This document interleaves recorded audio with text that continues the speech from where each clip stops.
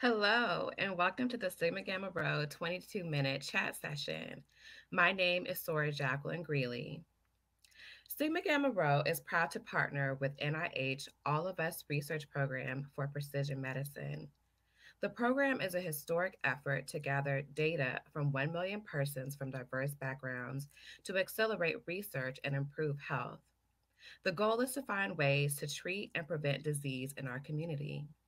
These sessions are meant to provide you with valuable information while navigating the current COVID-19 health crisis. Today, I am pleased to have Soror Gladden McCall here to discuss COVID. Soror Nichole Gladden McCall is a wife, mother, and HIV marketing professional with Viv Healthcare Pharmaceuticals. She is a Ruby and Life member of Sigma Gamma Rho Sorority Incorporated, initiated at Fayetteville State University in 1992. Over 29 years of membership, she has served in multiple leadership roles at the local, regional, and national level. She holds a business administration and organizational development degree from North Carolina Wesleyan University. As a sought after local facilitator, she has written and delivered workshops on networking and overcoming failures for community organizations such as Dress for Success. She has further served on multiple community boards. She currently resides in Raleigh, North Carolina with her husband and their 17-year-old triplets. She is also a proud grandmother of two children, ages 12 and 4 years old. She is a COVID-19 survivor, has deep concerns about how disproportionately African Americans are impacted by COVID versus the rate by which we are receiving vaccinations. Again, I'm glad to have Soror Gladden McCall here to discuss surviving COVID. Hello, Soror. Hello, Sor Greeley. Thank you so much for having me and allowing me to tell my COVID story today. Absolutely. So please share with us your story. Absolutely. And I sincerely hope that this will help SORers either to avoid COVID, to know what to expect if they happen to contract COVID, and at a minimum to certainly get the vaccination when the opportunity presents itself. So I contracted COVID in August of 2020. So, worse pandemic fears confirmed. And because I had a heightened sensitivity, like most people, to every cold symptom possible, it was a Tuesday evening. I remember the day. I had a scratchy throat. And I was concerned. The next day I had body aches, and by Thursday I had full-blown fever and chills. On Friday, I got tested. They said it would take 2 or 3 days to get a diagnosis back. And by Saturday, I was made aware that I was positive. So, I know God hasn't given us a spirit of fear, but I certainly was fearful, called on, prayer warriors, sorority members, especially those that were nurses, to be of support, because having a husband and 3 children and an elderly mother that depends on me, I certainly didn't want them to contract this virus. From a symptomatic perspective, I had everything under the sun. So really, you read about it, I had it. So, naturally the fever, the body aches, the chills that came with the territory. I also had nausea and vomiting. A lot of people talked about losing your sense of taste or smell. For me, that was a bit different. It was actually replaced with the taste of distilled vinegar. And I'm not talking about red wine vinegar or balsamic vinegar that comes in a fancy bottle. I'm talking about that white jug, that gallon jug that you pour down your garbage disposal to try to clean it out. It was incredible. I smelled it it came out of my pores, in my nose, in my throat, even in my waist. And it contributed to that nauseous feeling that I had. The thing I want to share the most with sorors or anyone seeing this video, though, that was I think that the hardest piece of that nurses, nurse friends, nurse sorors, and that my physician, tried to coach me through, was the severe feeling of fatigue. So it is like nothing else. It's like as if imagine a big magnet is under your bed and it's pulling you down. It took everything, all of my will, everything to do the simplest task, to walk from my bed to the door. And I don't have a large bedroom. I had to stop along the way to rest. To make it to the restroom, I'd stop 2 or 3 times, again, a short walk. It makes you feel like you want to succumb to it, because all you want to do is sleep. All you want to do is rest. And my healthcare provider shared with me that it was so important for me to keep moving, not to overexert myself, but to really just keep my lungs exercised. You feel this incredible inflammatory response when you have COVID. And you feel the congestion and the phlegm, the mucus building up in your chest. So I feel like, so really, I have a good understanding of what a smoker feels like, or a COPD patient, that wanting to clear your chest in the morning, and you can't with all of your efforts. So I wasn't able to do it every day, but I did my best to get up and walk, sometimes, almost crawling, just to keep my body moving. And, I am no doctor, but I know that advice was sound to keep going, because the longer I laid in bed, the more I felt like it was consuming me. And you really have to fight against that willingness to sort of let it just take you over and give into it. I, in short, will say that all in all, I suffered with COVID for a little more than 2.5 months. After a month, I felt euphoric. I felt like I got my energy back. I got back into doing things I used to do, like mopping floors and cleaning and cooking around the house. And then 3 days later, it came right back on me. It hit me like a ton of bricks. So my advice to Sorors would be, or to anyone watching this video, is to listen to your body. Don't overexert yourself. COVID impacts everyone differently. Be sure you're practicing self-care. Make sure you're okay before you get back to doing your regular routine. And right now, I'm still seeing my physician to look at the impact on my lungs and the differences that they can see in my lungs before COVID, when I was diagnosed, and after COVID. And that's a story that's just yet to unfold. Last point, if I could, I would say about vaccine. I actually wanted to say, I Yes, yes. appreciate you sharing that and being so candid in your discussion with what happened to you, and also bringing to light that this is a virus that we really still don't know. And so I had never heard about the vinegar Yes. taste and coming out. So that's something to be mindful of, that not all of the symptoms that are listed on the internet are all of the symptoms, that they can That's right. come out in different ways.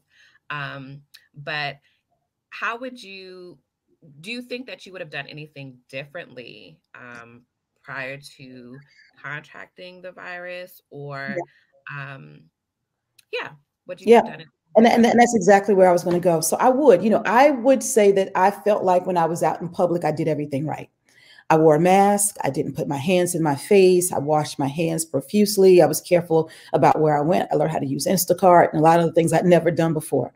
The one thing I probably could have done a better job of, and again, I don't know how I contracted it, but in my own home, I felt like I could control that environment. When I'm out, in public, I'm there, needing to make sure I take precautions. I could have probably been more vigilant about making sure that people that came into my home, that they wore a mask. I feel like my house is clean. I clean my house. I disinfect. So you come in here, you're safe. In hindsight, I certainly look at that a bit differently, right? I mean, again, I can't say that's where I got it, but it is definitely one of the things I could have and should have done differently.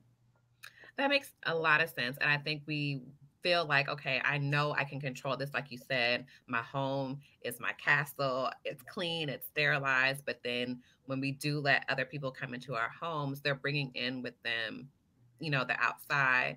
And so it's just making ourselves more mindful of the fact that we have to kind of put everyone in this lens of, Mm-hmm. are you extra clean? Right, right. You can't look at someone and tell it they have COVID. Right, that not everyone's practices are like your own, and so you Yeah. have to just take a little extra few precautions, even on people that you love and trust. Yes. So, is there anything in particular that helped you feel better or feel connected, or just wanted to keep going on? You mentioned that fatigue wanting to make you succumb, and just Yeah. So what made you feel better? What made you feel like I need to get up and be present? Yeah, well, of course, family, right? Family over everything. And so, having the kids at home, my husband, he actually did contract COVID. We had it at the same time, but I have a 76-year-old mother that depends on me. And so that was a big part of it. I'm no doctor. There were some things that didn't make me feel better. I took those types of medicines that helped to clear mucus. That was really great. I took a lot of vitamins. One thing that I would say that I didn't do that I should have done that I've learned since then has impacted a lot of African Americans is I'm having a vitamin D deficiency. And I've been prescribed vitamin D pills. I was supposed to be on the mega strength, and I didn't take them. And I don't have a good reason for having not done that. It's just about self-care. And so that's something I would have done differently. But really what helped me, I drank lots of fluids, more than I wanted to. I flushed myself with that. I found the will to walk. I took a lot of different, herbs and vitamins that helped. Elderberry was incredible. At the Soror, who's a nurse, who said that was really great. It, helps with respiratory, issues. And so I did that, and that was beneficial. I'll close and say, so Greeley, that I know that from a vaccination perspective, everyone has differing opinions. You'll have doctors they'll talk about that thing. The reason why I'm so vigilant about this, and I know because I work at a pharma company, I probably have a different understanding, in some instances, maybe a better understanding because it's my world and it's where I work. But we are disproportionately affected by COVID. As Sorors, we're educated, we can probably work from home, but some of our relatives may not. We live in multi-generational households. There's a lot of exposure there. And so because there's a lot of exposure, we need to give ourselves as a people the best chance possible. And we're also global citizens. So we have a responsibility as well to do our part. And lastly, I want to hug my 76-year-old mother. I haven't given her a really great hug in almost a year. And so I'm a proponent of getting the vaccination because I want to do that again. So for all those reasons and more. That's wonderful. I do want to piggyback just a little bit on you working at pharma. And so, um, how have you been able to provide your experience, maybe where you work, or like, has that been a topic of conversation? Are you freely giving Absolutely. information to your job or your colleagues about your experience and how they can take that um, to use that in their knowledge base? Absolutely. And I'm so glad you asked that question. I actually shared the All of Us research program with my colleagues. And actually one of them was able to participate and attend some of the workshops that have been held, earlier this year and last year as well. And, I work for an HIV company. So we work with infectious disease doctors. I had a chance to listen in to Dr. Fauci at a big conference that we held last year in October, And I was able to sit in on that. But I share my experiences as an African-American woman and how my community feels about medicine in general, about studies, about, this dark past that the country has in that space. And my company is very vigilant about making sure that we try to be more inclusive and having African Americans participate in various trials and in education opportunities. So the company is doing a really great job, and my colleagues, I've helped to educate them, is doing a really great job of getting that message out that medicine is for all and for the benefit of all. And it's not something to be feared, but it is something to be educated about and to be informed. That's a very good point. And thank you so much for sharing the All of Us research program with Absolutely. colleagues and what we're doing as an organization. This is why we're here, to provide that education. And so, to that point, how does this impact clinical research, Black healthcare, and the All of Us research program? Well, I think it impacts it because this message is so important to get out. If we, can get just one more person to get involved, to understand how we play a role in research, getting involved in clinical trials, making sure that we're represented in that space is so important. We have to tell our stories, like mine, about the different things we're hearing about, different types of symptoms for COVID. Maybe that's something that they're also hearing. Is that a new trend? It's something that I want healthcare providers and researchers to see and to appreciate. And this does not happen unless we elevate our voices. So it's so important that programs like All of Us Research are getting the reach that it needs. I'll always do my part, and I'm so proud of Sigma Gamma Rho for doing its part, and for everyone that's involved to increase the comfort level with making sure that we're represented, because medicines are miracles. Medicines are absolutely miracles. And how do we get there? Because everyone contributes.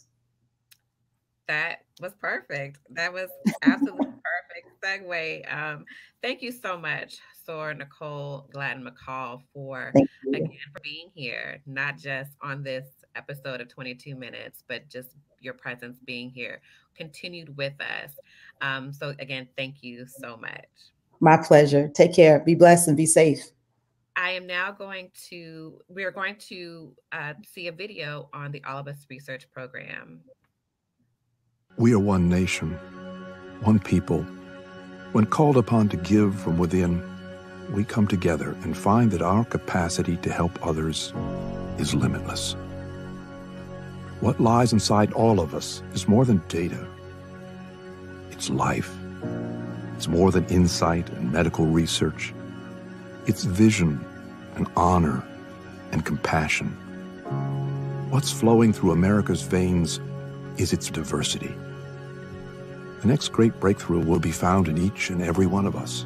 And what we find there will unlock mysteries, heal the sick, and eradicate disease.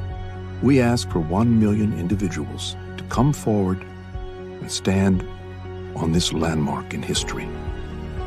All of us are different, and it's those very differences that will lead to answers for generations to come.